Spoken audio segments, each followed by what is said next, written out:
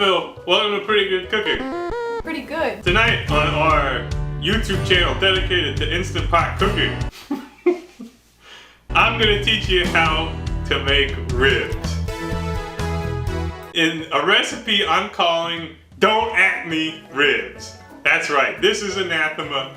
I know like a lot of people feel very strongly about how ribs and various other barbecue things should or should not be cooked. But I had these ribs, or something like them, at a party and they were delicious. So I was like, I could do that. So this is not the right way to cook ribs. And if you feel the need to tell me it's not the right way to do them, okay. So here's one of the potential problems with trying to cook ribs in an Instant Pot. Let me show you. Doesn't fit, but I want to introduce you to incredible technology called the knife, where we can take a big one and turn it into little ones. That's right. We're gonna chop some of these ribs and put them in there.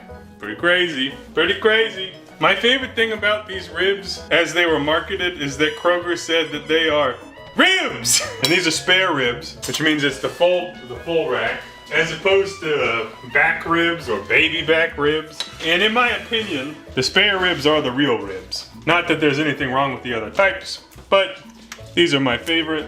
And you know, they're bigger, fattier, and meatier. All things I like. So we'll go ahead and crack open this literal slab of meat. Oh, this rack is about 8 pounds, and I'm not convinced that we'll be able to fit the whole thing into the Instant Pot. My sink's still broken. I don't know if you captured that footage or not, but I can recreate it if you want to see me get splashed again. Oh, the plumber's coming on Friday. All right, we need to remove the silver membrane, or just the membrane from the back of these ribs. All right, so on the back of your ribs, in this case there's just a lot of fat, but usually you'll see a silverish membrane, okay, over here, this thing, and you can literally, if you're more talented than I am, you can just rip the whole thing off. But I'm having a hard time gripping it. We'll remove it one way or another. Probably I'm just gonna end up chopping it. I'm struggling. But what would a PGC episode be if not just one long struggle? I did not have a good day, and I didn't have a good day yesterday. So it's a perfect time to revivify a PGC-ism of every day's a struggle. At some point I'm just gonna give up because I honestly don't care. Yeah, we'll be back. In a rack o' ribs, you have the actual bones, which I have left most of the membrane on.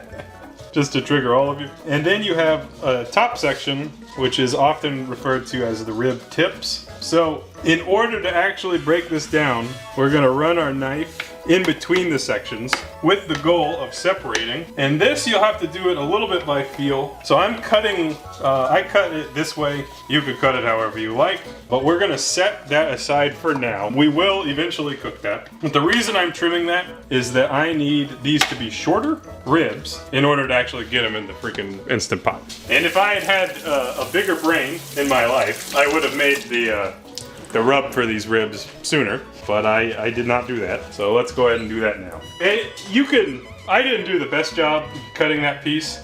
You could actually do almost a straight line. But I did a good job. That was a pretty straight line. Okay, we'll be doing an extremely typical rib rub today. Very exciting flavors. So we will use brown sugar.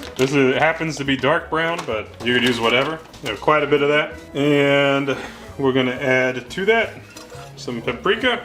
I'm just eyeballing this. This is normally what I do for rib rubs, or barbecue rubs in general. It's like the same typical flavors over and over. Oh, I'm sorry, that was chili powder. There's some garlic powder. Had that weird thing where I had a bubble in my throat and I sounded like a deep-voiced individual for a minute there. Some onion powder, salt, lots of salt, and pepper.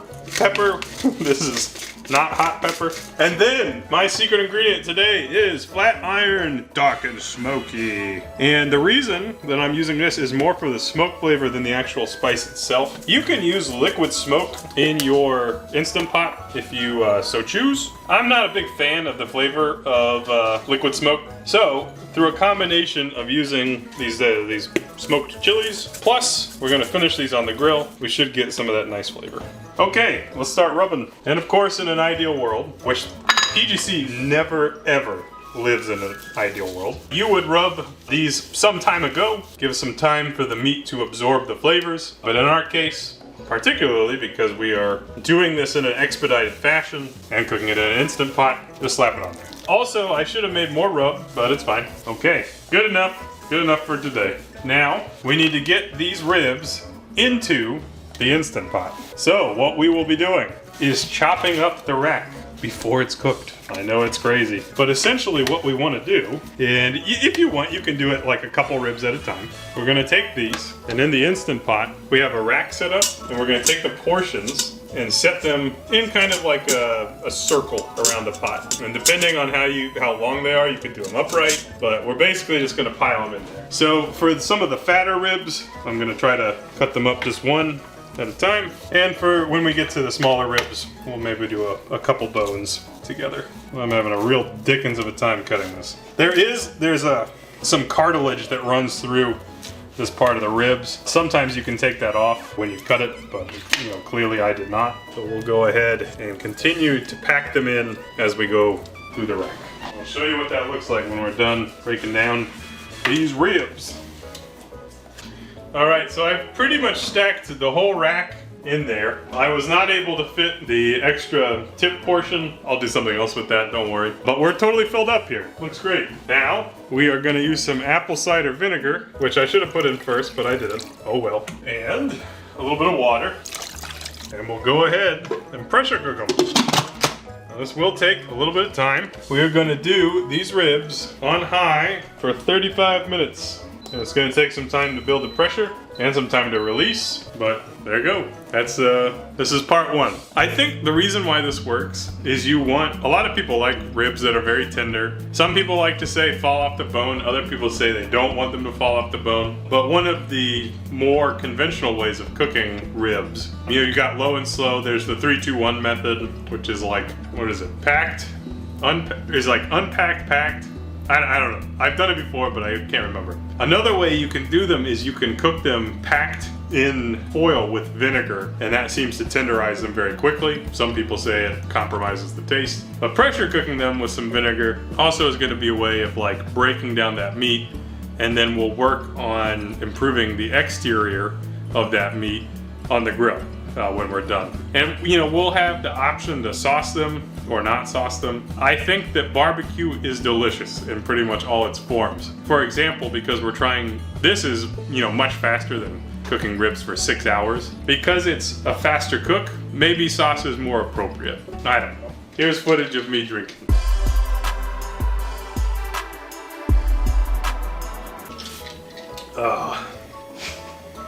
Oh dear. Also, I already lit the grill, so this would be a great time. This is probably going to take about an hour in total to go light the grill. I just am a little bit ahead of the game. You could also work on your sides. It's really not that much of a rush to do that right now, so yeah, we'll be back. We'll update you as things develop.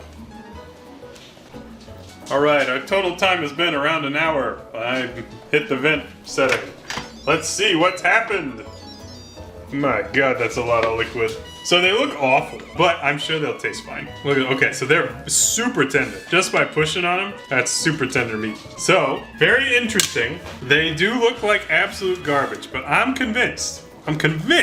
We slap these on a grill, char them up, it's gonna taste nice. It's gonna taste real nice. This reminds me of par cooking chicken wings, which you might do in an oven, for example, where they look just like complete garbage, but then they crisp up when you cook them. And my method of just packing them in there willy-nilly seems to have had no consequences, which is fabulous. And my favorite thing so far is that there is a random bone from something. Now let's really quickly see if we can get just a little bit of this meat and give it a cursory taste. But look at that. Look at how tender it is. It's like boiled meat. I'm just trolling a little bit. Yo, it tastes really good. All the seasoning came through nicely. It's super tender. So now let's put some lipstick on them. I'm not gonna sauce them. I just want to grill them as is, and we'll put sauce on them if we want. We'll be back in just a moment. Okay, let's grill these ribs. The grill is hot. It's very hot. I'm just gonna pop it right on there. So hopefully, one, our ribs stay together, but two, we want to sear the outside and get some nice cooked texture rather than just boiled meat. And in some cases you can see this is kind of falling off the bone. That's okay. You know, like I didn't perfectly trim these or whatever. I do anticipate that these will look kind of funny at the end, but I do think that the taste will be very good. My grill says it's like 500 degrees. I think it's actually less than that. I think we're probably closer to 400. And like I mentioned before, if you wanted to, you could sauce them and then try to caramelize the sauce onto the ribs, which some people really like that. And it is good, especially if you got like some sugar in the sauce. Get a little like sticky or almost crunchy. Be good. So I'll show you what these look like in a minute here. Oh man, that's good. That's like, we cooked them in vinegar plus the chili. It's just like a really nice vinegar barbecue flavor. That's it for now. All right, so I've been grilling these just for a couple of minutes, and my impression is look how much better they look than they did when we pulled them out of that bucket. They're like a little bit charred up, they're tighter, they look more like a food product, you know, and less like garbage. But I did notice that it is so tender that some of these are falling apart, and in some cases the bones just completely separate. Now, like I mentioned, you can sauce these as you grill them, and you could get a little bit of a sauce crust. I intentionally did not do that, one, because I don't really care too terribly much, but I wanted you to see what it looks like without the sauce. You know, the sauce is gonna basically cover up any kind of cosmetic undesirableness. So this is what they look like, and to me, that looks really tasty. So I'm pretty excited for this. I usually eat a lot of barbecue food with sauce on the side. I kind of just like dip it. But there we go. There's our plate o' ribs. Let's go ahead and take these inside. All right, so plate o' ribs. Here's a nice big honking rib. Let's give it a taste.